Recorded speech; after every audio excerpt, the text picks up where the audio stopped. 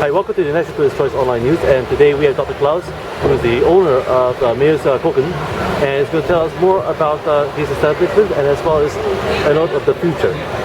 Dr. Claus, welcome to our show, and please tell us more about your organization and your passion, as well as you have a foundation as well that you're supporting.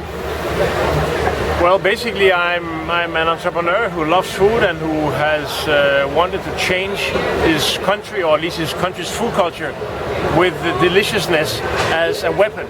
So for many years I ran around and I tried to do the best possible food projects and companies that I could figure out without going bankrupt. So my aspiration was always to make a difference, never to make a profit.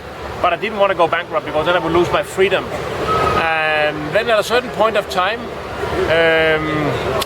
that was very decisive in my professional life, I decided to make a Nordic restaurant that would work solely with local produce, and not only making a restaurant but also try to do something new in order to try to change the food culture, because I concluded that I hadn't been very successful in the past. So at this point of time I decided to try to make a movement. Not a coordinated movement with a president, but a more informal, virus-like thing. And this combination of making a restaurant with a very clear ideology, it would work solely with local produce, and also having a movement and some kind of synergy in between them, a movement based on the philosophy also underlying the restaurant. And then inviting the whole community, all the stakeholders, to become co-owners of this change process, co-owners of the gains from this change process. So this way of setting up things actually became a tremendous success. So until then I not only owned 12, 13 different food companies. Now I also was co-owner of a very renowned restaurant. And then we started earning money also in 2008, and I have always liked that there was some kind of balance in between what I earned for myself and what I gave back to my society. So at the point where we started earning more money than I could justify, I said now it's time to make a foundation to give away the money, but in an intelligent way. So therefore I set up a foundation where I could transfer part of my profits to do something greater than I'd ever done before. And that was the moment where I went into charity and tried to do something in a very poor country of meaning for them. And that was the Bolivian project. And speaking about the Bolivian project, how can our viewers contact you for more information where they can make a contribution to your foundation to help? Well, we all, contributions, I'm not used to that, but if your viewers are generous, then I believe that, I don't know if you can actually be able to receive it, but maybe you should just send me an email, and then I will, thank them, each of them personally, for their contribution, and also do the more logistical agreements there. And so can you put my email address? Yes, sir, we will do that. That's dangerous, huh? I've got a lot of maybe stalkers and do you have a Facebook company account where I've got a Twitter account? Yeah, where they can visit more information about webpage in English, Twitter account. Yeah, and also, but I don't remember those very complex informations by heart. Yes, and also how important is the Danish culture, food to you? And are you glad that you're able to promote your Danish culture here in Singapore?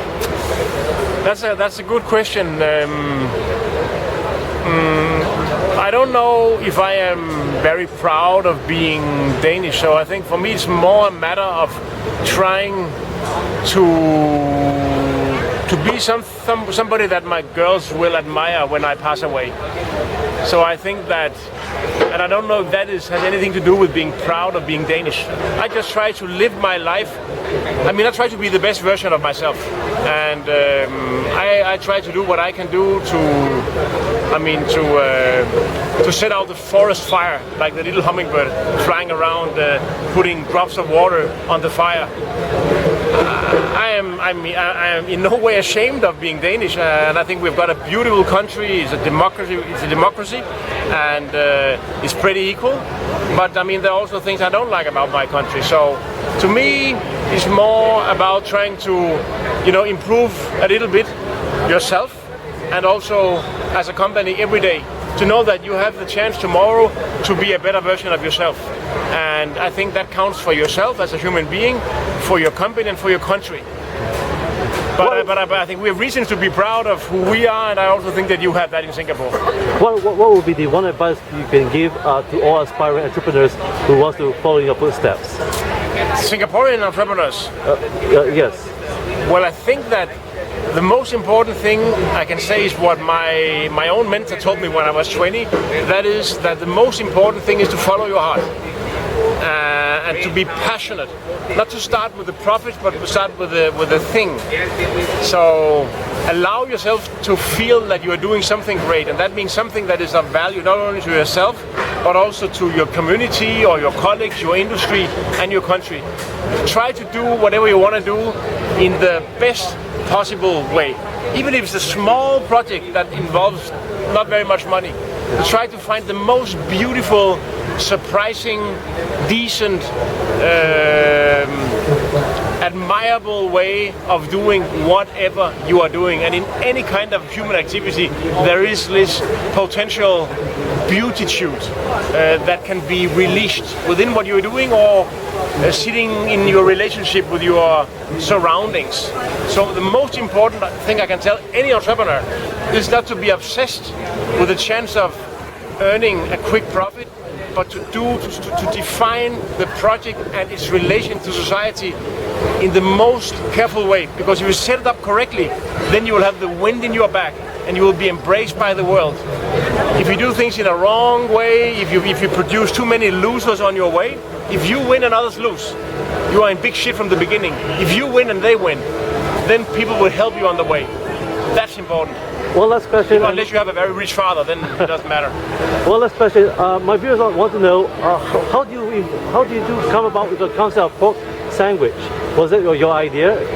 No, it's one of the many ruined dishes that I have inherited from my mother's and father's generation. So actually, eating a bad bread and a frozen piece of meat reheated in some kind of stinking oil in a hot dog stall with industrial sauces made with, not with the heart, but by industry.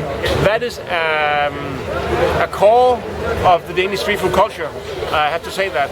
So our task was to see, because the idea is good, the idea of bridging bread, pork and vegetables and fruits in a perfect kind of sandwich, an iconic sandwich.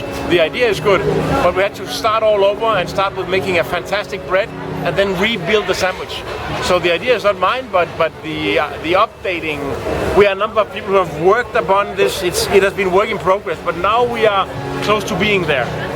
Once again, thank you for joining us here at the National Kids Toys. And viewers, please visit the Mayer's Koken website, and for more information, email him if you want to place a donation. Once again, I'm Robin Stienberg. Thank you for joining me here at the National Kids Toys. Hi, welcome to the National Kids Toys Online News. And today we have the ambassador of the Danish Embassy, and she's going to tell us about the Danish food culture. And Your Excellency, please tell us more about it. If I should describe Danish food culture, I would say that it's very much about quality ingredients, that we use the produce of the period of the year, that it's something that we prepare together, it's something that we enjoy together. Danes are very much together around food. I suppose all countries are that, but for sure that counts for the Danes. And so how glad are you to see the Danish culture being promoted at the Wall Street Food Congress? And how can our viewers find out more information about Denmark? Is there a website? I am overly excited to see that Denmark is present here at the food festival as the only European country, and there is plenty of information on Denmark on our website, the embassy website, but also visit Denmark, denmark.dk. So if you're more interested, we should be very happy also to answer your questions. Once again, thank you for joining us here at the National Kids Toys. Thank you.